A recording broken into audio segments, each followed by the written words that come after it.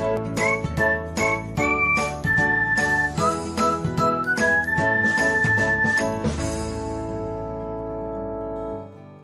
everyone, welcome back to another episode of Technologyglance.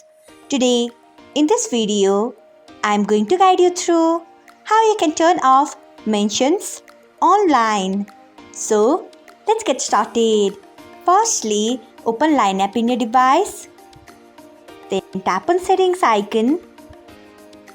Then scroll until you find notifications. Next tap on it.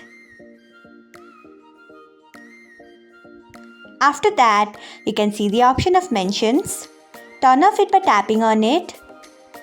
So, this is how you can turn off mentions online. Thanks for watching. If you found this guide helpful, we would love it if you hit the thumbs up button below. We upload great new tech tutorials like this one every day. So, do not forget to subscribe to our channel and hit the bell icon so that you'll never miss another update.